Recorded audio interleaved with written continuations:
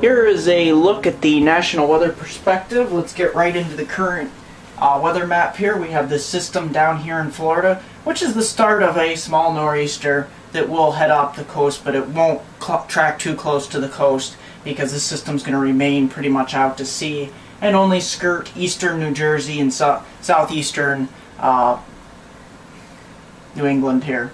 So the west coast out here is dealing with this system in northwestern Washington here. We have some showers with it, and the central areas of the country are basking in some nice warm 50s and 60s.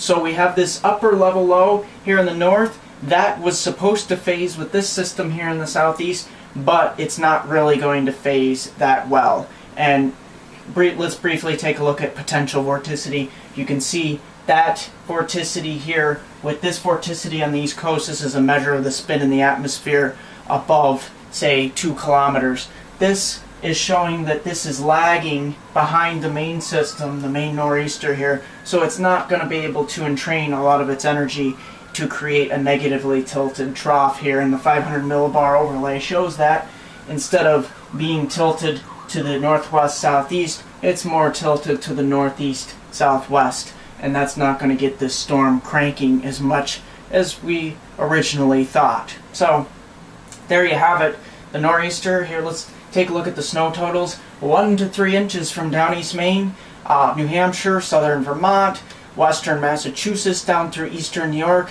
northwestern New Jersey, and extreme eastern Pennsylvania just north of Philadelphia. Looking at a slushy wet 1 to 3 inches, maybe a few areas in the Poconos and Catskills getting upwards of 4 inches, but that's about it.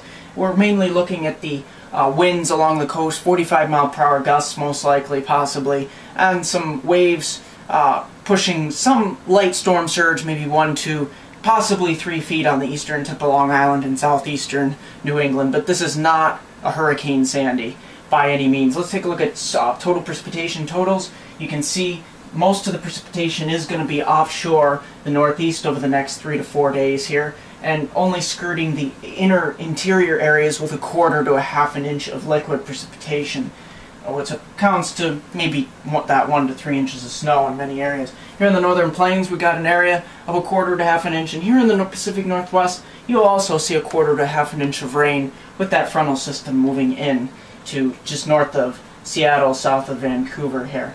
So there you have it. That's the outlook. And if we take a look at 500 millibar heights next week, here's this huge ridge here out west here in central states, and that is going to be a precursor of the way the rest of November could be here in the eastern part of the United States. Colder and wetter, troughiness out west, and much warmer due east here. Here you can see the temperatures the middle of next week here in our long-range models. Let's take a look at the North Atlantic Oscillation. This is why this nor'easter is not going to become blocked like it normally does, like Sandy did and had to steer into the coast. You can see the North Atlantic Index here. It actually has gone negative down to -2, and now it's pulling back up. It's now like a 0.8 or a 0.9, and it's expected to go positive. The models here are expecting NAO to swing positive, and that's going to create a very warm rest of November, especially for the East Coast here and southern states. So that we'll keep an eye on for you, and we pretty much don't have anything else in the offing. We're going to, after this nor'easter just slightly skirts the northeast, we're going to have a very, very quiet weather pattern sit in for many of the areas from the Great Plains eastward. We'll focus our attention towards the west coast as a really big trough carves itself out in the northwest and the southwest. I'm meteorologist Mark Molnar from MeteoMark.com. You can subscribe to my weather feed at MeteoMark on Facebook. Here's a quick 4-day forecast for my hometown viewers from Binghamton to Elmira and all points in between in the northern tier of Pennsylvania.